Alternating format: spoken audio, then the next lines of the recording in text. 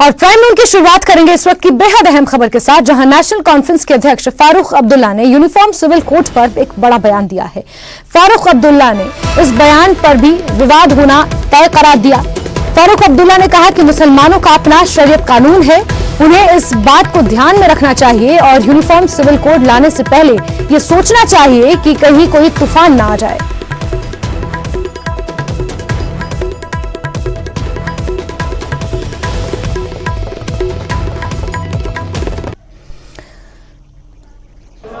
देखिए, सबसे बड़ी चीज मैं आपसे ये कहूंगा, जो आजकल ये कर रहे हैं कि यूनिफाइड कॉमन कोड होना चाहिए, मैं समझता हूं उसकी तरफ इनको सोचना चाहिए। ये मुल्क डाइवर्स है, इसमें हर किस्म के लोग रहते हैं, हर मजहब रहता है, हर जबान के लोग रहते हैं, हर सोच के लोग रहते हैं, और मुसलमानों का अपना शरीयत लॉ है, उसकी तरफ भी इनको नजर रखनी चाहिए। और इसके बजाय कि इसको आगे चलाएं, इस पे बार बार सोचें कि कहीं कोई तूफान ना आए अगर इसके लिए इन्होंने कोई कदम उठाया।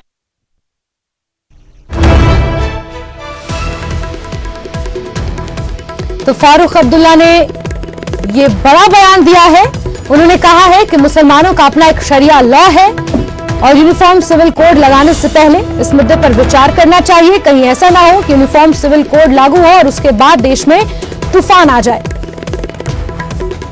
यूनिफॉर्म सिविल कोड की चर्चा चुनावों से ठीक पहले एक बार फिर से होने लगी है और इसी पर प्रतिक्रियाओं का सिलसिला भी जारी है। नेशनल कॉन्फ्रेंस अध्यक्ष फारूक अब्दुल्ला ने यूनिफॉर्म सिविल कोड पर यह बड़ा बयान दिया है। उन्होंने कहा है हमारे देश में विविधता है, हर एक धर्म का अपना अपना कानून है और अब यूनिफॉर्म सिविल कोड लाने की जो बात सरकार कह रही है, कहीं ना कहीं उससे तूफान आने के संकेत हैं। इस तरीके का बयान फारूक अब्दुल्ला ने दिया है। उन्होंने कहा कि उन्हें इस बारे में सोचना चाहिए। मुसलमानों के लिए पहले से ही अपना शरिया लॉ है और यूनिफॉर्म सिविल कोड लाने से पहले इस विषय पर भी विचार करना चाहिए। हमारे देश में विविधता है और इसी विविधता के अनुसार देश में कानून भी बांटा गया है। यूनिफॉर्म सिविल कोड लाने से पहले इस पूरे मसले पर विचार करना चाहिए। ये फारूक अब्दुल्ला का बड़ा बयान सामने आया है।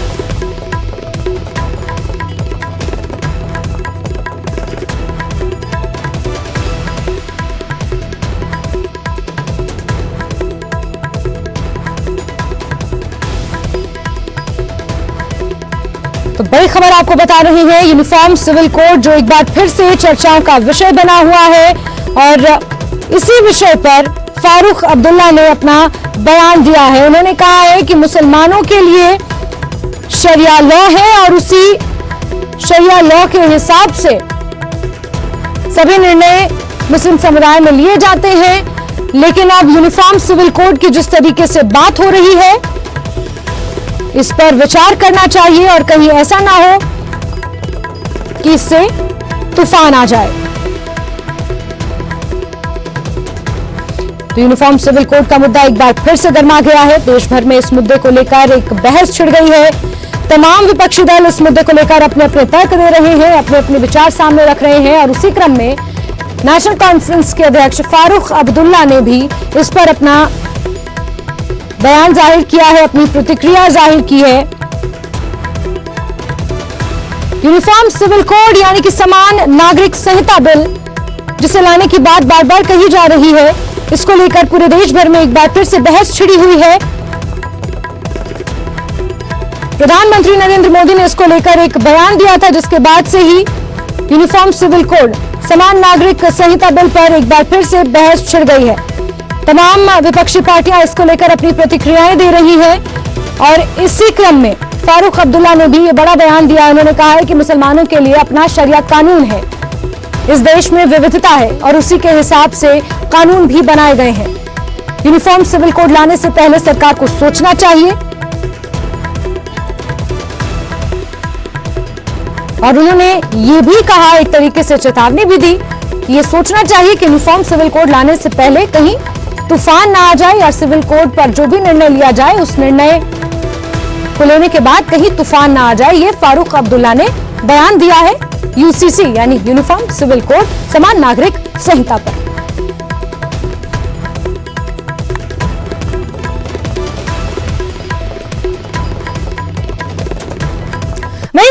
अब्दुल्ला के इस बयान पर बीजेपी नेता और पूर्व डिप्टी सीएम कविंद्र गुप्ता ने बयान दिया है। शरीयत में लिखा है कि चोरी करने पर हाथ काट दो। क्या चोरी करने पर हाथ काटा जा सकता है?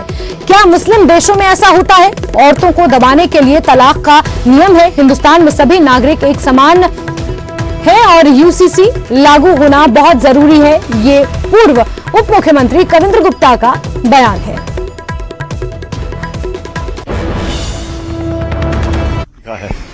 अगर कोई चोरी करता है उसके हाथ काट दो, फिल्म देखना जुर्म है। ऐसे किसी को किस प्रकार से दौड़ा करके मारना है?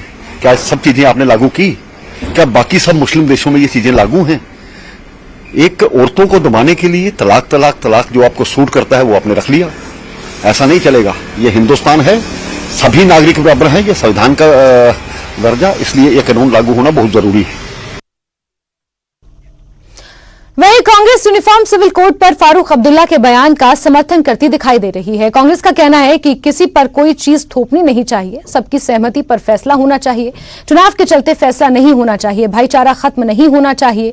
बीजेपी इस पर राजनीति कर रही है, ये कांग्रेस की प्रतिक्रिया है। कोई भी मसला जो है, भारत में जमहूरियत है और रिलीजियस फ्रीडम भी है, उसमें थोपा नहीं जा सकता। 75 साल हिंदुस्तान आजाद हुआ एक आजाद एक कामयाब डेमोक्रेसी हम हैं। और अगर कुछ लोगों के अपने शरीयत लाज या उस कोई आदिवासी भी हैं, कुछ मिजोरम में भी लोग हैं, वो जरूरी नहीं कि एक ही तबके के हैं, जो नहीं चाहते कि कॉमन सिविल कोड हो, वो तमाम धाराएं लगाई जाए। कुछ चीजें तो क्रिमिनल लॉ की जो है वो सुप्रीम कोर्ट न्यायालय के आदेश से कॉमन हो गई।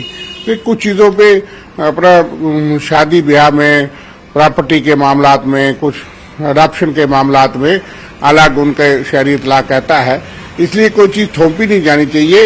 इसलिए जो ऐसी जो बड़ी संख्या में लोग हैं उनकी राय को इग्नोर नहीं करना होगा। वो देश के लिए नुकसानदेह होगा, आपसी भाईचारे और यहाँ का स्वार्थ के लिए नुकसानदेह नहीं होना चाहिए। इसलिए किसी भी चीज को कानूनी अमली जामा पहनाने से पहले हम समझते हैं कि उस पर विचार विमर्श होना चाहिए और चुनाव के नजदीक और चुनाव के दृष्टिकोण से नहीं होना चाहिए। चलिए आगे बढ़ते हैं। और 1 जुलाई से शुरू होने वाली बाबा अमरनाथ यात्रा के लिए यात्री निवास जम्मू में बड़ी संख्या में यात्री उमड़ पड़े हैं। यात्रियों का पहला जत्था कल सुबह यात्री निवास जम्मू से रवाना होगा। जम्मू पहुंचने वाले यात्री काफी उत्साहित भी दिख रहे हैं।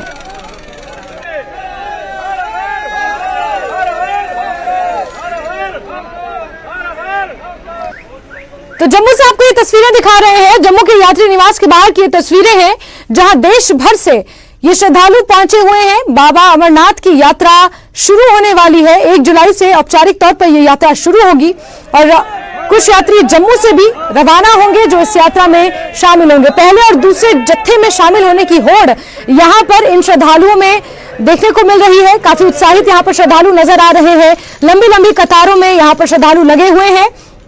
और जम्मू के यात्री निवास से आपको ये तस्वीरें हम दिखा रहे हैं, जहां देश भर से बड़ी संख्या में बम बम बोले के नारों के साथ श्रद्धालु पहुंचे हुए हैं।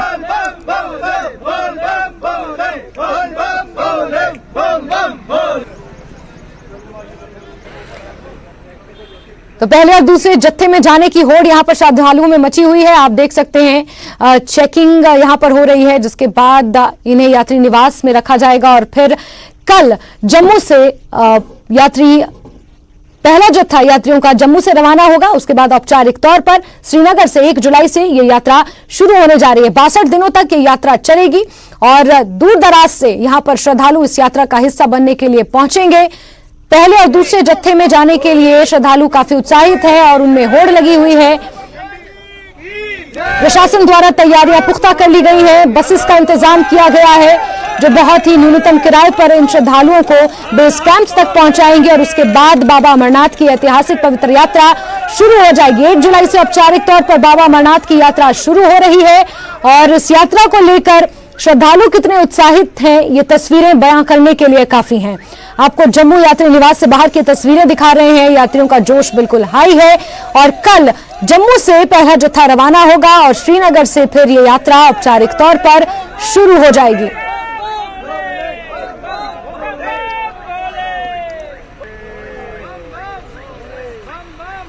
ऐतिहासिक अमरनाथ यात्रा यहां पर शुरू होने जा रही है, जिसको लेकर प्रशासन ने भी तैयारियां पुख्ता करनी है, सुरक्षा इंतजामात पूरे हैं और अब बस इंतजार है इस यात्रा को हरी झंडी दिखाने का, जब बाबा अमरनाथ की गुफा के कपाट खुलेंगे और फिर ये तमाम श्रद्धालु बाबा अमरनाथ की यात्रा के लिए रवाना हो जाएंगे। जगह जगह पर सुरक्षा के पुख्ता इंतजामात किए गए हैं। भारी संख्या में दूर दराज से श्रद्धालु पहुंचे हैं। भारत के हर कोने से यहां पर श्रद्धालु आपको मिलेगा जो बाबा भोले के दर्शन करने के लिए, इस यात्रा में शुमार होने के लिए यहां पहुंचा हुआ है। जम्मू के यात्री निवास से आपको ये तस्वीरें दिखा रहे हैं। इससे पहले यात्री निवास का एक तरीके से जीर्णोद्धार किया गया, उसे रिस्टोर किया गया। इन यात्रियों के स्वागत के लिए, इन यात्रियों की मेजबानी के लिए जम्मू कश्मीर पूरे तरीके से तैयार है। ऐतिहासिक बाबा अमरनाथ की यात्रा शुरू होने जा रही है। 3888 मीटर की ऊंचाई पर ये बाबा अमरनाथ की 40 मीटर ऊंची गुफा स्थित है, जहां पर देश भर से श्रद्धालु इस यात्रा का हिस्सा बनने के लिए पहुंचते हैं। सीधे रुख करते हैं हमारे सहयोगी समीर का। इसी खबर पर ज्यादा जानकारियों के साथ सीधे हमसे जुड़ गए हैं। समीर, ये ऐतिहासिक यात्रा कल से जम्मू से शुरू होने जा रही है और उसके बाद फिर औपचारिक तौर पर 1 जुलाई से श्रीनगर से ये यात्रा शुरू होगी। श्रद्धालुओं का जोश कितना हाई है वो हमने तस्वीरों में देखा। किस तरीके से तैयारियां हैं और क्या कुछ वो अहम बिंदु हैं जो श्रद्धालुओं को ध्यान में रखने होंगे? समीर। देखिए, बिल्कुल तो आपने सही कहा। हम यात्री निवास के बाहर हैं और अगर हम पहले यात्री निवास की बात करें तो यात्री निवास के अंदर हमें जाने नहीं दिया जा रहा बिकॉज ऑफ सिक्योरिटी रीजन। पिछले 3 साल से ऐसा हो रहा है कि सिक्योरिटी रीजन की वजह से अंदर जाने, लेकिन हम बाहर का व्यू आपको दिखा सकते हैं कि यहाँ पे सिक्योरिटी की डिप्लॉयमेंट बहुत ही सख्त है। और अगर हम CRPF की बात करें, पुलिस की बात करें या जितने भी बाकी विंग्स के लोग हैं वो भारी संख्या में यहाँ डिप्लॉय किए गए हैं पूरे एरिया में, क्योंकि अब जो यात्री हैं वो अब यहाँ आना शुरू हो गए हैं। कल से ही हमने देखा था कि कुछ यात्री आए थे, लेकिन आज यात्रियों की एक बड़ी संख्या यहाँ पे पहुंची है। और जब कोई यात्री यहाँ पे आ रहा है तो उनकी सिक्योरिटी चेकअप यहाँ पे पूरे एक प्रोटोकॉल के तहत होता है। सिक्योरिटी के जो विंग्स हैं, डिफरेंट विंग्स हैं सिक्योरिटी के, वो पूरा उनकी जाँच की जा रही है। आप देख सकते हैं जो यात्री अंदर दाखिल हो रहा है इस यात्री निवास में, उसकी चेकिंग जो इलेक्ट्रॉनिक गैजेट से होती है, उसके बाद उनकी मैनुअल चेकिंग भी हो रही है। उनकी आइडेंटिटी कार्ड्स को देखा जा रहा है और आइडेंटिटी कार्ड्स को देख के जो बैग्स हैं उनकी प्रॉपर चेकिंग, स्कैनिंग हो रही है और उसके बाद ही अंदर जाने की इजाजत दी जा रही है। फिर अगर हम यात्रियों की बात करें, जो आपने कहा कि जो बड़ा था सवाल कि यात्रियों में उत्साह, आप देख सकते हैं जहां जहां आपको लाइन दिखेगी, मेरे वीडियो जर्नलिस्ट आपको दिखाएंगे, वहां वहां आपको यात्री दिखेंगे। जो भारी गर्मी है, इस वक्त भारी गर्मी है जासमीन, लेकिन उसकी परवाह ना किए हुए यहाँ देख सकते हैं लोग नाच भी रहे हैं, डांस भी कर रहे हैं और ये देख सकते हैं इनका उत्साह, इनका जोश, इनका वलवला। देखिए इस गर्मी में भी पहले जत्थे में ये जा रहे हैं और यहाँ पे लगातार ये नगाड़े लगा के, बम बोले के, जो गाने बजा के, नाच के, क्योंकि इनकी खुशी झलकती है इनके चेहरे से। पहले जत्थे दूसरे जत्थे में। समीर, अगर संभव हो तो जरा इन श्रद्धालुओं से ही बात करें और इनका जो उत्साह है, इनकी जो खुशी है, इनसे ही जानी जाए तो ज्यादा बेहतर होगा। समीर। बिल्कुल। आपका नाम? विनोद। कहाँ से? जयपुर, राजस्थान। आप नाच रहे हैं, खुशियां मना रहे हैं? ये हमारे बाबा के दर्शन करने जा रही है, उसकी खुशियां है। ये हमारे बाबा के दर्शन करने जा रही है, उसी खुशियां है और उसी हमारा नाच गान गाते गाते हम बाबा के दर्शन करेंगे। आप पहली बार जा रहे हैं? नहीं, दूसरी बार जा रहा हूँ। पहले कब गए? पहले मैं 2-3 साल 2019 में गए थे। जो पहले आप गए थे तो कैसा लगा था, उसका एक्सपीरियंस कैसा? हर बार अच्छा लगता है, बार बार बाबा के जाना, बाबा दर्शन करना, हर बार उत्साह बढ़ता जाता है। आप कितने लोग आए? हम 30 लोग हैं। आप भी? पहली बार जा रहे हैं? हाँ, मैं पहली बार जा रहा हूँ। पहले कैसे उत्साह है आपके? आप बहुत उत्साह है, जाने का जुनून है, काफी इंटरेस्टिंग लग रहा है। काफी कपड़े जो बाकी सामान साथ लाए हो, क्योंकि मौसम। रैन कोट लेके आए हैं हम, सर्दी के कपड़े लेके आए हैं, सारे कपड़े लेके आए हैं। कुछ और से बात? लगातार दूसरी। मुकेश गोस्वामी। कहाँ से हो? झुंझुनू, राजस्थान से। पहली बार जा रहे हो? लगातार दूसरी यात्रा है, पिछले साल भी गए। व्यवस्था कैसी है? अच्छी व्यवस्थाएं हैं यहाँ के, बहुत अच्छा लगता है, सुकून सा फील होता है कि बाबा के दरबार आए हैं और लगातार ऐसे ही बाबा बुलाता रहे। आपका नाम? वेद प्रकाश सिंह। पहली बार जा रहे हैं? 10वीं बार जा रहे हैं। 10वीं बार जा रहे हैं? 10वीं बार जा रहे हैं, कैसा अनुभव होता है? बहुत अच्छा लगता है, तभी तो जा रहे हैं जी। तो क्या प्रशासन की जो व्यवस्था है बहुत अच्छा है? जब भी आप गए तो अच्छा ही लगा होगा। वहाँ का जो एडमिनिस्ट्रेशन है, वहाँ के जो लोग हैं, किस तरह सपोर्ट करते हैं? बहुत अच्छे सर, बहुत अच्छे से करते हैं। आप देख सकते हैं जैस्मीन की जहाँ जहाँ मैंने जिस तरह से कहा, और लोगों से हम बात करेंगे और आप देख सकते हैं मैं कुछ लोगों का करना चाहता हूँ आपको। जी समीर, मैं देख पा रही हूँ कुछ बुजुर्ग भी हैं, जरा उनसे भी बातचीत करें।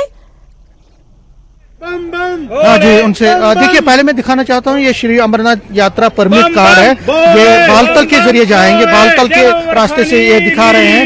ये बालतल से इनको परमिट कार्ड मिला है, ये बालतल के जरिए से इनको मोहर भी है। उनसे ही बात करते हैं। आपका नाम? रणवीर सिंह राणा, आप कहाँ से? रोहतक से, हरियाणा। कितनी बार गए हो अभी तक? आज तीसरी बार जा रहा हूँ। जी सर। तो बम बम बोले ने आपको फिर एक बार बुलाया है, बिल्कुल क्या बुलाया। कहेंगे इस मौके पे? कितनी बड़ी कृपा है आपको भगवान की। बस ऊपर वाले की कृपा से है, समीर, बड़ी खुशी है। समीर, कई अहम सवाल हैं, लेकिन आप जिनसे बात कर रहे हैं और आपने कहा कि वो बालताल के रास्ते से जाएंगे, क्योंकि बहुत उम्र दराज भी लग रहे हैं और बालताल का जो रास्ता है वो अपने आप में काफी कठिन माना जाता है, काफी स्टीप है, खड़ी चढ़ाई है, तो कैसे चढ़ पाएंगे, ये भी बड़ा सवाल है। इसके इतर सवाल ये भी है कि अभी तक जम्मू यात्री निवास में कितने यात्री पहुंच चुके हैं, कल सुबह जम्मू से इन्हें कहां ले जाया जाएगा, पहलगाम या बालताल, फिर वहां से इनकी यात्रा किस तरीके से शुरू होगी। समीर, देखिए, मैं पहले कहूं कि तकरीबन 300 से 400 लोग यहाँ ऑलरेडी पहुंच चुके हैं अभी तक, जो हमारे अंदर प्रशासन से बात हुई है। और जो बालतल से जाएंगे, जो पहलगाम से जाएंगे, उनको अलग अलग बसों में ले जाया जाएगा। पहले कल सुबह तकरीबन 4 बजे ये निकलेंगे यहाँ पे, और यात्री जिस तरह मैंने कहा आना शुरू हो गए। ये लोग बालतल से जाएंगे। आपका नाम? मेरा नाम सत्यवान राठी, रोहतक से आए हैं, हरियाणा से। आप थोड़े एजड भी लगते हैं, कोई चिंता की बात तो नहीं? आप चिंता की बात नहीं है, हम 5वीं बार जो है ना बाबा भोले की यात्रा करेंगे। पहाड़ी इलाका है, दुर्गम इलाका है, कोई प्रॉब्लम तो आपको मन में? ना, कभी दुर्गम नहीं हुई, बिल्कुल सही है, सलामत यात्रा करते हैं, भोले की कृपा रहती है, बिल्कुल जो है ना इस प्रकार की कोई घबराने की जरूरत नहीं। आपका नाम? मोहनलाल, रोहतक हरियाणा से। आतंकवादी खतरा होता है? नहीं जी, आतंकवादी मैं तो कहता हूँ सामने आए, हम उनकी गन लेके उन्हीं को शूट करने की कोशिश करेंगे। हमारे तो ऐसे भाव हैं, बाबा बर्फानी की कृपा है, तो आतंकवादी क्या कर लेंगे हमारा? आप जैसे लोगों का समीर यहाँ पर बाबा बर्फानी के भक्त हैं और बिल्कुल इनके मन में कोई डर नहीं है, यात्रा को लेकर बेहद उत्साहित है। यात्रा का परमिट इनके पास है, बालताल के रास्ते से ये जाने वाले हैं। इसी तरीके से तमाम श्रद्धालु अगले 62 दिनों तक जम्मू कश्मीर में नजर आएंगे, जो बाबा बर्फानी के, बाबा अमरनाथ के दर्शन करने के लिए इसी उत्साह के साथ यहाँ पर पहुंचेंगे। समीर, आप नजर बना के रखें, हमसे जुड़ने के लिए आपका बहुत बहुत शुक्रिया। और खबरों का सिलसिला जारी रहेगा, आगे आपको बताएंगे कि ईद किस तरीके से आज पूरे जम्मू कश्मीर में मनाई जा रही है, लेकिन उससे पहले वक्त एक बहुत छोटे से ब्रेक का।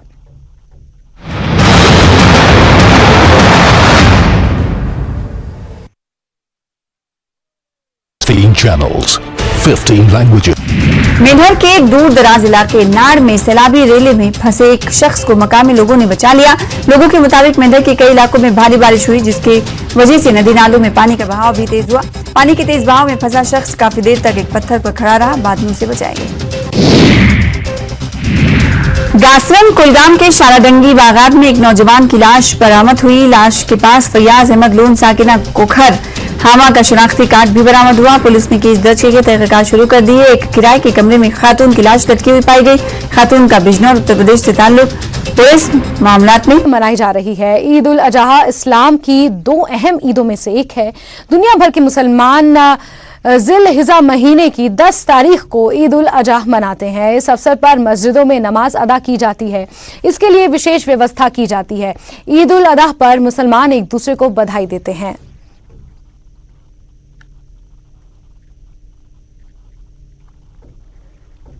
वहीं कुलगाम में भी ईद की रौनक नजर आई। सुबह से ही नमाजियों की भीड़ मस्जिदों में उमड़ी और ईद की नमाज समय पर अदा की गई। इसके साथ ही लोगों ने एक दूसरे को ईद की गले लगाकर मुबारकबाद दी और परिवार की खुशहाली की दुआ की। हल्का खोरवनी की तरफ से तमाम अहले इस्लाम को पहले ईद मुबारक पेश कर रहे हैं और अल्लाह ताला से दुआ करते हैं कि यहाँ खुशहाली, अमन और सुकून हो। और हमारी तरफ से तमाम लोगों को आज फिर से ईद मुबारक। हमारे हलके में आज जो हलके जमीयत अहले हदीस खोरवनी है, हमारी ईद नमाज आज थी 6:30 बजे। हमने पूरे हलके ने पूरे इंतजाम किए थे। औरतों का खास पर्दे का इंतजाम किया था और हमने पूरे 6:30 बजे ईद नमाज अदा की। फिर ईद नमाज के खत्म होने के बाद खुतबे के दौरान थोड़ा बारिश ने थोड़ी वो परेशानी पैदा की, बिल्कुल परेशानी की है। और ईद की नमाज की तस्वीरें श्रीनगर से भी आई हैं। यहाँ नमाजियों ने देश में अमन चैन की दुआ की, साथ ही प्रदेश की खुशहाली और तरक्की की दुआ भी मांगी। अल्लाह तबारक व तआला का बहुत बड़ा फजल है और हम हुजूर नबी करीम सल्लल्लाहु तआला अलैहि वसल्लम की उम्मत में से हैं। और आज जो ये ईद कुर्बानी है, दरअसल ये सुन्नत इब्राहिमी है और इससे हमें ये पता चलता है कि आज के दिन हमें ख़ासकर गरीबों, मिस्किनों और मोहताजों का ख्याल रखना होता है, क्योंकि हम साल में हर वक्त अक्सर व बेशतर अवकात में ज़ियाफ़त तनव्वुल फरमाते ही हैं, मगर आज हमें उन गरीब और मिस्किनों का ख्याल रखना है जो कभी शायद के साल में कभी भी कोई अच्छी ज़ियाफ़त तनव्वुल नहीं फरमाते हैं, और उनका ख्याल ज़रूर रखना चाहिए ताकि वो भी ईद अच्छे से बनाएं। फ़ख्र उम्मत मुस्लिम हज़रत मोहम्मद सल्लल्लाहु अलैहि वसल्लम हिंद उम्मती फ़ख्र करान, ये बोड़ गश सानि खतर। और ईद के खास मौके पर जम्मू कश्मीर बीजेपी के अध्यक्ष रविंद्र रैना ने लोगों को ईद की मुबारकबाद दी और कहा कि ये ईद प्रदेश की समृद्धि और खुशहाली में वृद्धि करे। दोस्तों को ईद उल अज़हा के इस मुकद्दस दिन की बहुत बहुत मुबारकबाद पेश करता हूं। ईद उल अज़हा का ये मुकद्दस दिन पूरी दुनिया में, पूरे हिंदुस्तान में और हमारे जम्मू कश्मीर में ढेरों खुशियां लेके आए। हर शख्स की जिंदगी खुशियों से हमेशा लहराती रहे, हर शख्स की जिंदगी में हमेशा खुशहाली रहे, खुशियां ही खुशियां ऊपर वाला हर एक के नसीब में दे। मैं इस मुकद्दस दिन सबके लिए यही दुआ करता हूं और उम्मीद करता हूं आप सबकी दुआओं से ऊपर वाले की रहमत इस पूरी दुनिया पर होगी और दुनिया में अमन, शांति, भाईचारा, खुशहाली और प्यार मोहब्बत हमेशा मजबूत रहेगा। मैं एक बार फिर दिल की अमीन तरीन गहराइयों से आप सभी को ईद उल अज़हा के इस मुकद्दस दिन की बहुत बहुत मुबारकबाद पेश करता हूं। पीडीपी अध्यक्ष महबूबा मुफ्ती ने भी श्रीनगर के दरगाह हजरत बल में ईद की नमाज अदा की। महबूबा मुफ्ती ने सैकड़ों महिलाओं के साथ ईद की नमाज अदा की। महबूबा मुफ्ती ने कहा कि उन्होंने अल्लाह से सभी लोगों की कुर्बानी कबूल करने और सभी लोगों के गुनाहों को माफ करने की दुआ मांगी है। महबूबा ने ये दुआ भी मांगी कि कश्मीर को मुश्किलों से बाइज्जत बाहर निकालें। उन्होंने क्या कुछ कहा, सुनिए।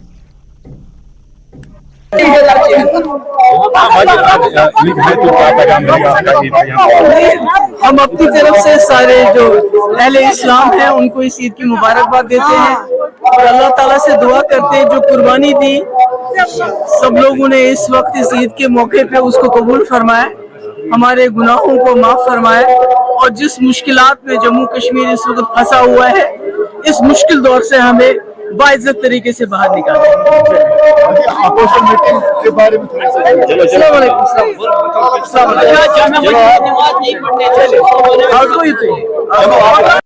वक्फ बोर्ड के अध्यक्ष दरख्शां अंद्राबी ने भी ईद की नमाज अदा की। श्रीनगर में अनेक महिलाओं के साथ उन्होंने नमाज अदा कर मुल्क में अमन और खुशहाली की दुआ मांगी। उन्होंने कहा कि ऐसा लग रहा है कि पहली बार लोग कश्मीर में दिल से ईद मना रहे हैं। ईद उल अज़हा की ये तकरीब यहाँ पे तकरीब सईद हजरत बल शाइन में आज नमाजी सारे ज़ायरीन यहाँ पे आए, ईद नमाज अदा हुई।